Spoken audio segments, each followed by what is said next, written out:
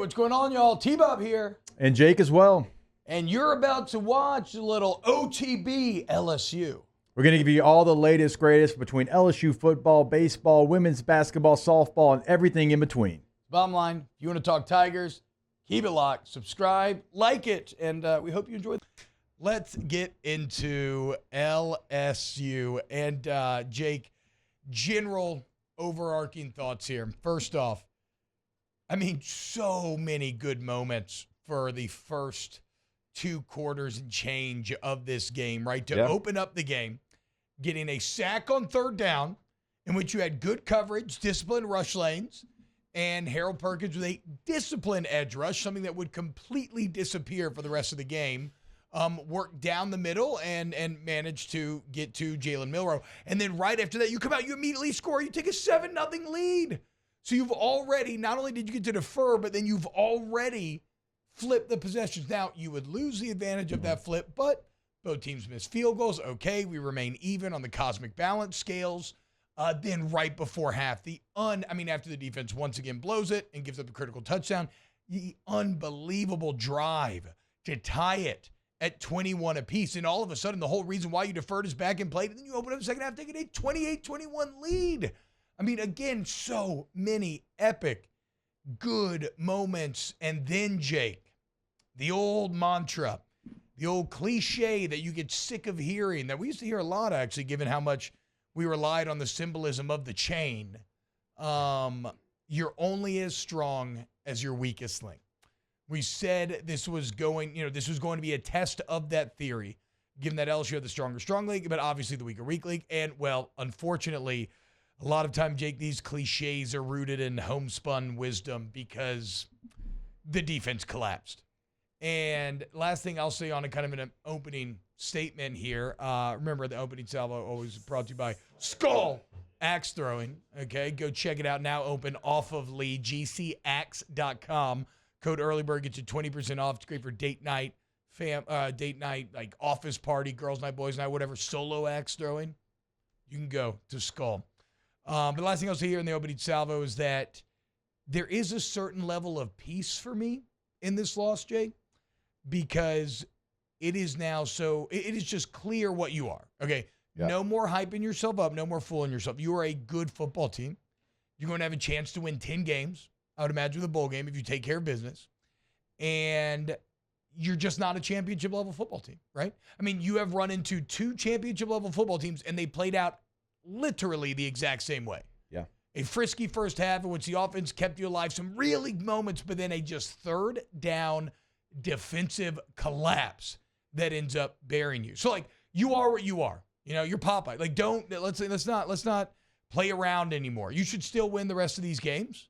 Believe that, and we're going to cheer for that, and we're going to break it down and have fun with that. But I guess I'm just saying that I'm kind of at peace because I don't feel like you blew it.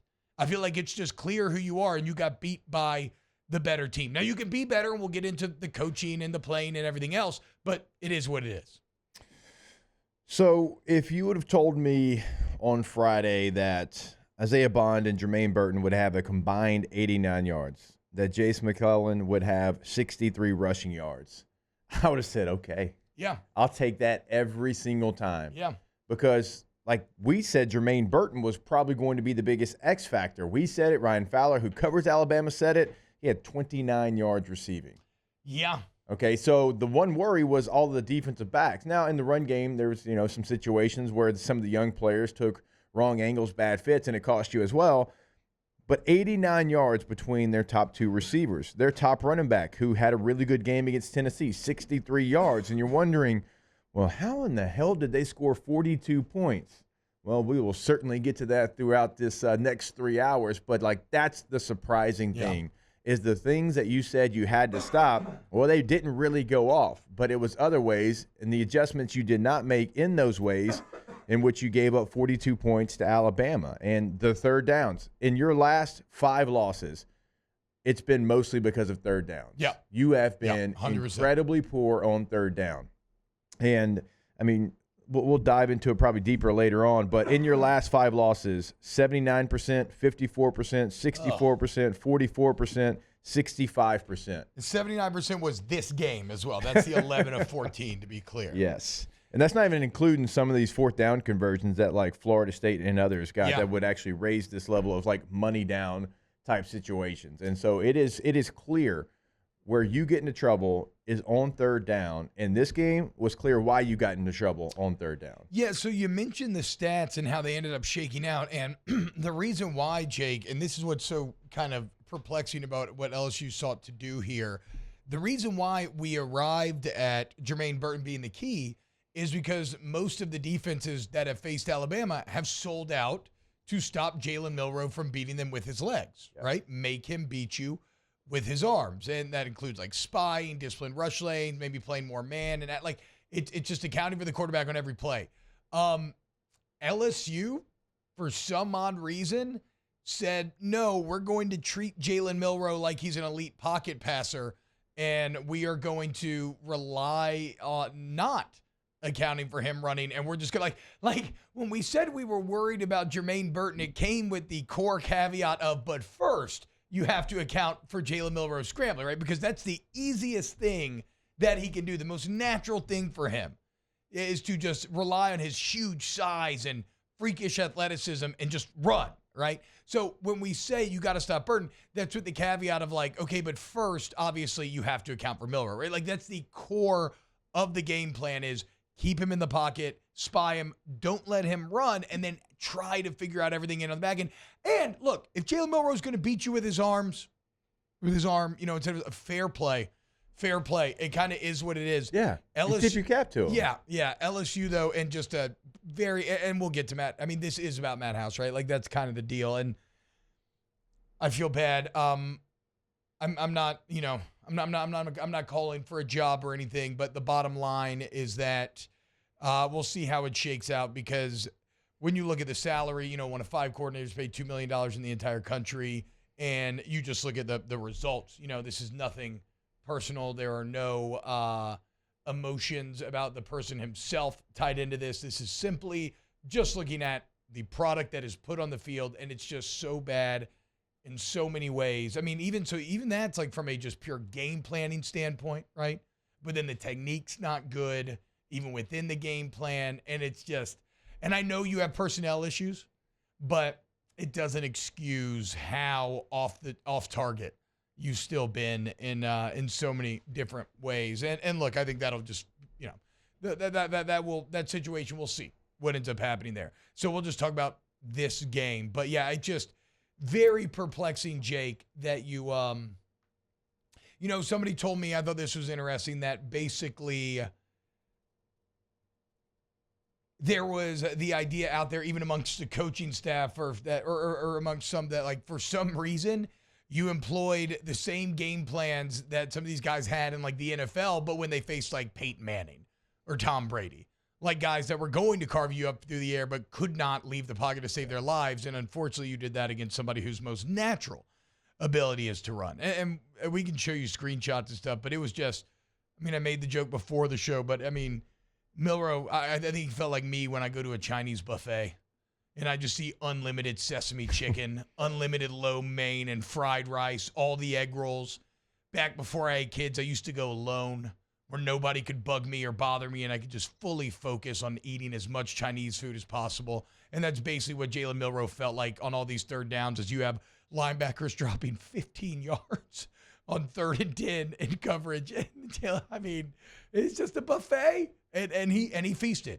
You know how when you go to a buffet, you always want to get your money's worth? Yeah. Like you feel pressured to overeat, so you can be like, ha, I beat you, restaurant, even though you never really do. Jalen Milroe did beat the restaurant in this case. He absolutely did. And like, we don't have the luxury of having the press conference and then the sound and then the questions to the, and the answers to that. And hey, why did this situation happen? But I will be very intrigued, to that answer, because a year ago, right, you probably won this game because you spied Bryce Young.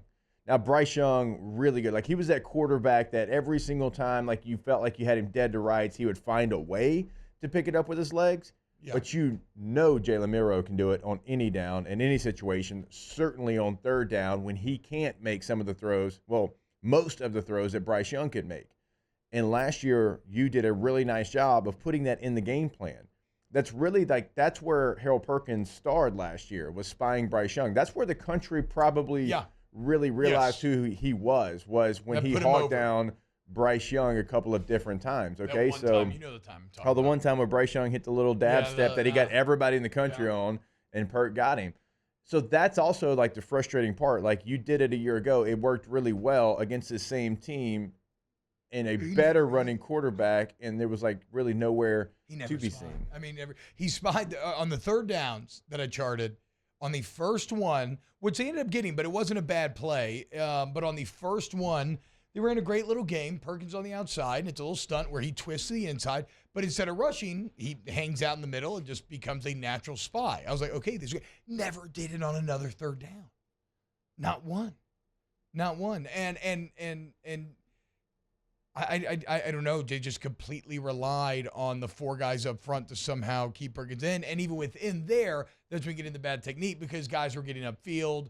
Guys are doing ill-advised late swim moves to the outside. Like, I mean, there were a couple times where Mason Smith is locked out, and in the last seconds trying to, like, I don't know. I mean, in chess, you would call that a blunder. You would put a little question mark, and maybe even a question mark, exclamation mark. That's when it's like a really bad choice. But, never spied Harold Perkins. Really.